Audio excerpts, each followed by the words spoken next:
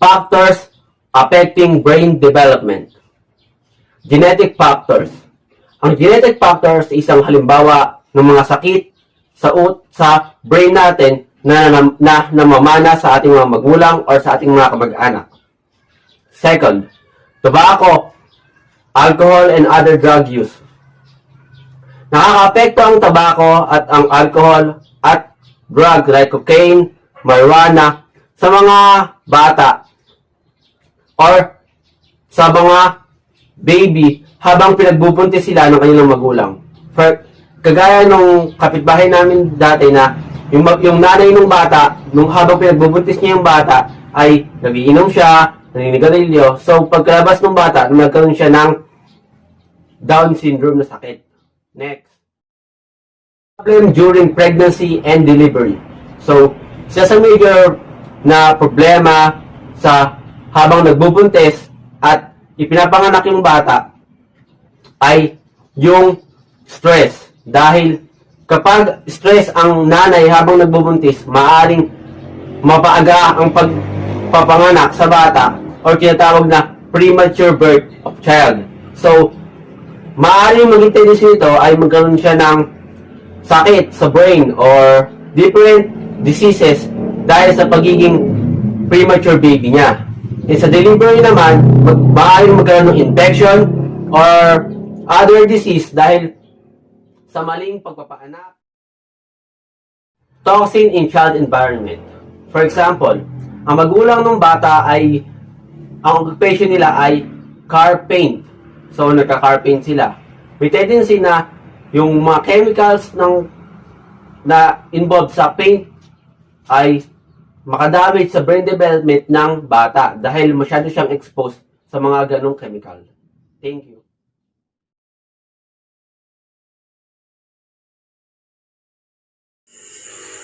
Hello everyone, my name is Derek Mateo, and now I am going to discuss the facts about learners with learning disabilities.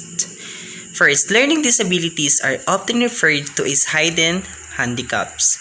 There are disabilities may go under-recognized by parents, teachers, and physicians. IQs of identified learners are near average, or about average. ID may affect the different areas of a person's life. Give labels such as underachievers, lazy, and weird. Work harder to succeed, yet receive more negative feedback about their work. Often identified by 3rd or 4th grade. More learners are identified because of deficit in reading and language arts than mathematics. Tend to be inactive learners, example given, non-participatory, bored, defeated. Present more diverse learners characteristic than any other special group. Need early identification, remedial teaching to their needs and personal and family counseling. There are numerous ways for teachers to elicit interest and participation engage learners and learning disabilities. As many as 50% will drop out of school prior to high school graduations. And lastly, more likely to encourage trouble with the law. Good day everyone, I am Mercedes Manalili from Bachelor of Secondary Education, major in Science 2A.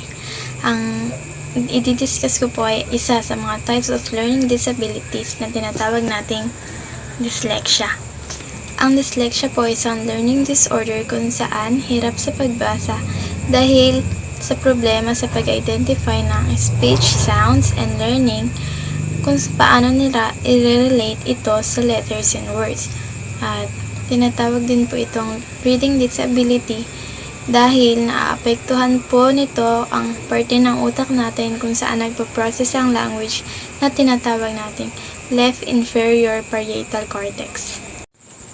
Ang main manifestation ng dyslexia ay hirap sa pag-develop ng kanilang reading skills, lalong-lalo na sa elementary children na may dyslexia.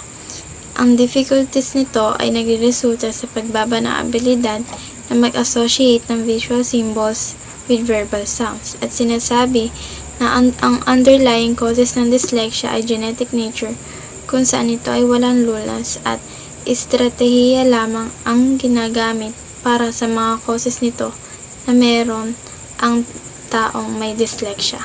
Characteristics of person with dyslexia. Hirap ang mga dyslexic person sa pagtukoy ng mga letters kahit normal ang kanilang mga paningin. Sila ay nalilito sa mga letrang P, B, D at mga numerong 6 and 9. Napapagbaliktad nila ang mga konsepto ng taas ay para sa baba, west ay east, up for down, first for last, yesterday for tomorrow. At hirap sila sa pagkopya na nanggagaling mula sa blackboard at sa libro. Merong sobra, kulang at nauulit sa kanilang pagbasa. Hirap silang matandaan ng akmang salita at akmang tunog para sa pagbasa ng mga salita. Sila ay delayed speech at hirap silang gumawa ng sentence. Sila din ay hirap sa pag-alala ng mga pangalan ng tao at bagay. Sila din ay hirap sa pagsunod ng mga directions at sila ay mabagal gumawa at kadalasan hindi natatapos ang kanilang mga gawain. At ang huli ay ang inconsistency. Ang dyslexic person ay inconsistent. Ang halimbawa nito na ang dyslexic person ay maaaring makapagbasa at makapagsulat ng isang sentence. Ngunit sa susunod na pagkakataon, hindi niya na ito maaalala at maisusulat pa ng tama. Thank you for listening. Dyscalculia, a learning disability which related in mathematics characteristic. So dito na pumapasok yung different difficulties in terms of mathematics, like for example, weak mental arithmetic skills, difficulty in understanding place value, slow to perform calculations. Diagnostic teaching methods. So we have 4 critical factors affecting math learning, and they are all essential components of a successful math curriculum. 7 prerequisite math skills. Mathematical reasoning, the ability to use logic and reasoning to solve math problems, is also important. Mathematical reasoning becomes especially critical in advanced math classes. 3 components of math concept. First, linguistic, the rules of translation from English to math. Second, conceptual, the mathematical idea or mental image that is formed by combining the elements of a class. Third, skills, procedural skills, components of problem solving. 6 levels of learning mastery. Intuitive connections, learners connect or relate the new concept with existing knowledge. Concrete modeling, learners look for concrete materials which to construct a model. Pictorial or representational, learners draw to illustrate the concept. Abstract or symbolic, learners translate the concept into mathematical notation. Application, learners apply the concept successfully to real-world situations. Communications, learners can teach the concept successfully to others or can communicate it on a test. Thank you.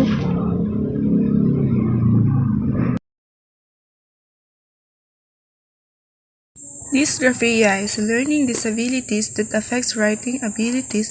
It can manifest itself as difficulties with spelling, poor handwriting, and trouble putting thoughts on paper. Because writing requires a complex set of motor and information processing skills, saying a learner has dysgraphia is not sufficient. Ang dysgraphia daw po ay isang kapansanan sa pag-aaral na nakakaapekto sa mga kakayahan ng pagsulat. Maaari itong maipakita bilang mga paghihirap sa pagbaybay, hindi magandang pagsulat ng kamay at problema sa paglalagay ng mga saloobin sa papel.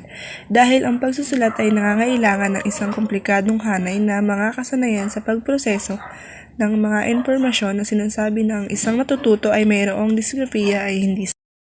A learner with disorder in written expression will benefit from specific accommodation in the learning environment, as well as additional practice learning the skills required to be an accomplished writer. Dito, kailangan ng karagdagang kaalaman para maging mahusay na manunulat. Warning signs. Just having a bad handwriting does not mean a person has dysgraphia. Dysgraphia is a processing disorder. Difficulties can change throughout a lifetime. However, since writing is a developmental process, children learn the motor skills needed to write, while learning the thinking skills needed to communicate on paper. Difficulties can also overlap. If a person has trouble in any of the areas below, additional help may be beneficial. Tight awkward, pencil grip and body position, illegible handwriting, avoiding writing or drawing tasks, tiring quickly while writing, saying words out loud while writing, unfinished or omitted words in sentences, difficulty organizing thoughts on paper, difficulty with syntax structure and grammar, large gap between written ideas and understanding demonstrated throughout speech. There are many ways to help a person with dysgraphia achieve success. 1. Accommodation, providing alternatives to written expression. Modification, changing expectation or task to minimize or avoid the area of weakness.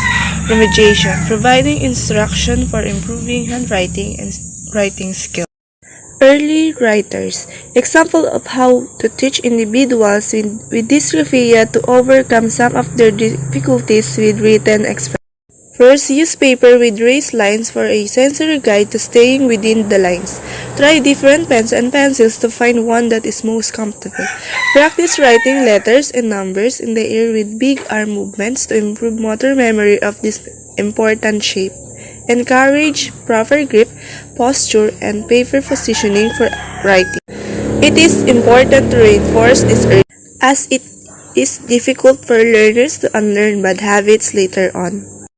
Teenagers and adults, provide tape recorders to supplement note-taking and prepare for writing assignments. Create a step-by-step that breaks writing assignments into small tasks. Organizing writing projects, create a list of keywords that will useful. Provide clear, constructive feedback on the quality of work, explaining both the strength and weakness of the project, commenting on the structure as well as the information that is included. Use assistive technology such as voice-activated software if the mechanical aspect of writing remain a major hurdle. How do we determine the severity of a potential problem? Children with LD. Teacher can request help from outside sources such as LD specialists. The teacher must also realize that this cannot be a dumping process. The regular classroom teacher must be more knowledgeable not only about the behaviors but also about teaching techniques. Several guidelines should be used to determine the severity of the situation. First, frequency of symptoms. Consider how often the situation occurs. The greater the frequency, the greater chance of a serious problem. Duration of symptoms. Consider how long the symptoms last. The longer the duration, the more serious the problem. Intensity of symptoms. Consider how serious the reaction are at the time of occurrence. The more intense the symptoms, the more serious the problem. This is the testing that we should determine. A. Testing must be comprehensive. B. Test instrument. C. Test score data. D. Just be current. E. Diagnosing professionals. F. Written reports. What are special education process? Number 1, evaluation. Measures and observation of any areas of suspected disability must be conducted by qualified professionals in the learner's dominant language. These data are used to determine eligibility for special education services and to plan intervention. If parents disagree with the evaluation, they have the right to take their child to independent evaluation. Number 2, eligibility. Qualified professionals and parents consider the evaluation result and together they decide if the learner is a child with a disability as defined by IDEAS. Parents have the right to challenge the eligibility decision. Number 3, IEP meeting. School staff is responsible for contracting team participants, including parents, to schedule a meeting and to inform parents of meeting details, team members attending, and their right to bring to the meeting people who have knowledge and special expertise about the child. Number 4, services provided. Copies of IEPs are given to teachers and parents containing details of the services, accommodation, modification, and supports that have been agreed on by team and parents. Number 5. Process is measured and reported to parents. Process toward to annual goals as set forth in the IEP must be reported to parents at least as often as parents are informed of their non-disabled children process. And the last, number 6, IEP review. IEPs are reviewed at least once a year or more often if parents or teacher request review. The same right and protection for parents discussed during the original IEP construction continue to be able to parents.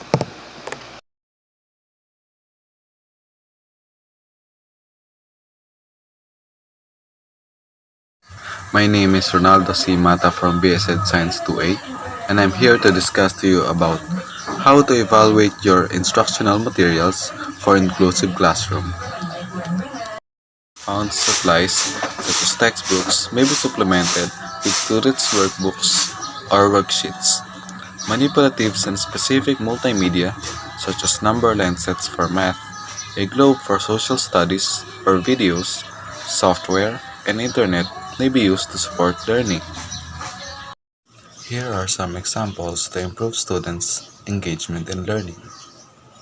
Using visual enhancement. This helps the student with reading or language challenges. Illustrations with vivid colors and details allow students' imagination to travel to other times or places. Next is using auditory materials. Students can use them to play podcasts such as archive information or information from other sites.